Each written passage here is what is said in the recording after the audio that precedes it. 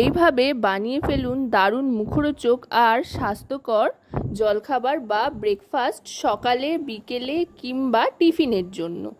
এর জন্য প্রথমেই নিয়ে নিলাম 1 বাটি পরিমাণে সুজি, তার সাথে নিয়ে নিচ্ছি সমপরিমাণে বেসন। মোটামুটি ঘরে থাকা উপকরণ দিয়েই কিন্তু এটা আপনারা তৈরি করে নিতে পারবেন, আর খুব হেলদিও হবে। আর দিয়ে দিলাম তারপরে সমপরিমাণ পাতলা চিড়ে আর টক দই। এখানে 4টে জিনিসই কিন্তু মোটামুটি সমপরিমাণেই নিচ্ছি। সুজি, বেসন, পাতলা চিড়ে আর টক দই একই বাটিতে পরিমাপ করে নিয়ে এবার টক দইয়ের বাটি ধোয়া জল সামান্য একটু দিয়ে দিলাম। দিয়ে এবার মিক্সার জারটা আটকে দিয়ে পেস্ট করে নেব। পেস্ট হয়ে গিয়েছে। যেহেতু খুব একটা বেশি জলের ব্যবহার করিনি, সামান্য জল দিয়েছিলাম, তাই একটু শক্ত হয়েছে। এবার এতে জল দিয়ে একটা পাতলা ব্যাটার তৈরি করে নিতে হবে। মিক্সার জারটা ধুয়ে জলটা নিয়ে নিলাম। এবার ভালো করে ফেটিয়ে একটা চামচ হাতার সাহায্যে এটাকে পাতলা করে নিতে হবে। আস্তে আস্তে ফেটাতে থাকতে হবে, ফেটিয়ে পাতলা করে নেব। এবার এটা এক সাইডে রেখে কড়াইতে সাদা তেল গরম করে দিয়ে দিচ্ছি পেঁয়াজ আর লঙ্কা কুচি। চেষ্টা করতে হবে পেঁয়াজ আর লঙ্কাটা যতদূর সম্ভব মিহি করে কাটা যায়। একদম মিহি করে কেটে নেওয়া পেঁয়াজ আর লঙ্কা কুচিটা হালকা একটু ভেজে নেব। পেঁয়াজটা নরম হয়ে আসা পর্যন্ত অপেক্ষা করতে হবে। তারপরে দিয়ে দিচ্ছি কারি পাতা।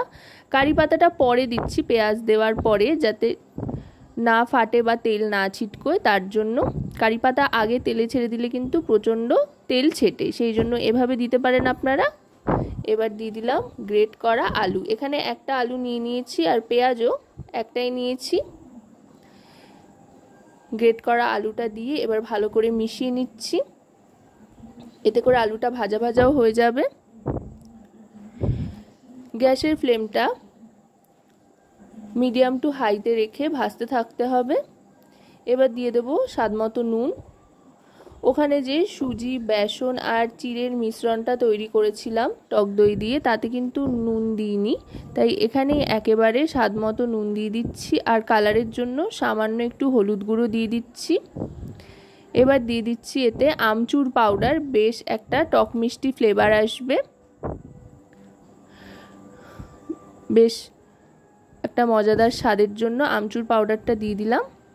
এবার অফ করে দেবো গ্যাসটা। এটা তৈরি হয়ে গিয়েছে। এবার কড়াইয়ের থেকে ডিরেক্ট ব্যাটারের মধ্যে দিয়ে দিচ্ছি। পুরোটা ব্যাটারে দিয়ে দিচ্ছি। ব্যাটারে দিয়ে এবার ভালো করে ব্যাটারের সাথে এই আলুর যে মিশ্রণটা তৈরি করলাম সেটা মিশিয়ে নেব। আর যদি জলের প্রয়োজন হয় তো আবার জল মেশাবো, সেটা কিন্তু তৈরি করতে করতে বুঝতে হবে। দেখুন খুব সুন্দর একটা কিন্তু রং আসতে আরম্ভ করেছে। এবার এর মধ্যে দিয়ে দেব চিনি। যেহেতু টক দই আছে তাই চিনি কিন্তু অবশ্যই ব্যবহার করতে হবে, নাইলে খুবই টক লাগবে। আর একটু জল মেশাচ্ছি। অনেকটা ঘন হয়ে গিয়েছে, যেহেতু খানিকক্ষণ রেস্টেও ছিল তাই থিকনেসটা একটু বেড়ে গিয়েছে। আর একটু জল দিয়ে পাতলা করে নিচ্ছি, ভালো করে মিশিয়ে নিচ্ছি।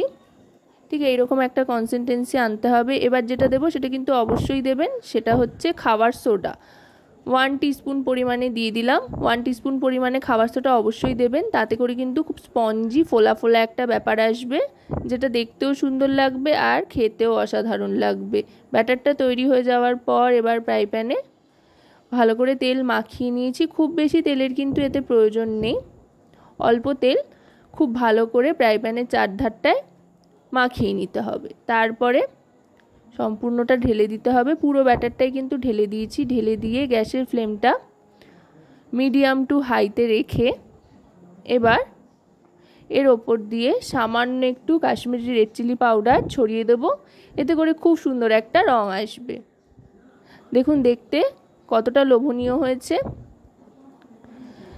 এটা কিন্তু অপশনাল, দেখতে যাতে সুন্দর হয় তার জন্যই করছি। এর সাথে কিন্তু স্বাদের তেমন কোনো একটা সম্পর্ক নেই। আর যেহেতু এটা কাশ্মীরি রেড চিলি পাউডার তাই রং আসবে, খুব একটা ঝাল হবে না। যেটুকু যা ঝাল আসবে কাঁচা লঙ্কা কুচির থেকেই আসবে। এবার ঢাকনা চাপা দিয়ে দেবো। ঢাকনা চাপা দিয়ে অপেক্ষা করতে হবে একটু। আর দেখুন কত সুন্দর ফুলতে আরম্ভ করেছে, আর খাবার সোডা দেওয়া হয়েছে বলে ওপরে কত সুন্দর বাবলস ক্রিয়েট করছে। দেখুন বেশ কিন্তু অনেকটা ফুলে উঠেছে। যখন এরকম ফুলে উঠবে আর ওপরটা বেশ শুকনো শুকনো হয়ে আসবে, তখন কিন্তু বুঝতে হবে যে ওই পিঠটা হয়ে গিয়েছে। তাও একবার চেক করে নিচ্ছি এইভাবে খুন্তির সাহায্যে। দেখুন উল্টো দিকের পিঠটা কিন্তু হয়ে গিয়েছে যে, সেটা বোঝাই যাচ্ছে। আর ওপরটা কতটা স্পঞ্জি আর সফট হয়েছে সেটাও আশা করি আপনারা বুঝতে পারছেন। দেখুন কতটা জালি জালি হয়েছে। যত বেশি জালি জালি হবে এর স্বাদ কিন্তু ততটাই বাড়বে। এবার একটা প্লেটের মধ্যে প্রথমে ঢেলে নিচ্ছি ফ্রাই প্যান থেকে। যেহেতু অনেকটা মোটা হয়েছে আর ফ্লপি হয়েছে, তাই খুন্তির সাহায্যে উল্টানো সম্ভব নয়, সেই জন্য এইভাবে উল্টিয়ে নিলাম। উল্টিয়ে নিয়ে এবার আরেকটা দিকও ভালো করে ভেজে নেব। আশা করব রেসিপিটি আপনাদের ভালো লাগবে। ভালো লাগলে অবশ্যই রান্নাবাটি চ্যানেলটিকে সাবস্ক্রাইব করে লাইক শেয়ার কমেন্টের মাধ্যমে আমাদের পাশে থাকবেন। আর পাশে থাকা বেল আইকনটি অন করে দেবেন সবার আগে সমস্ত নতুন রান্নার নোটিফিকেশান পাওয়ার জন্য। আপনাদের লাইক শেয়ার কমেন্টটি কিন্তু আমাদের উৎসাহিত করেন নতুন নতুন রেসিপি তৈরির জন্য, কারণ আপনাদের নিয়ে আপনাদের জন্যই আমাদের চ্যানেল রান্নাবাটি।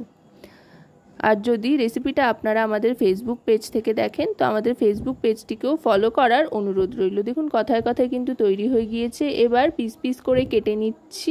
এটা খেতে এতটাই সুস্বাদু হয় যে শুধুই খেয়ে নেওয়া যায়, সাথে কিন্তু কোনো কিছুর প্রয়োজন পড়ে না, আর বেশ পেটও ভরে।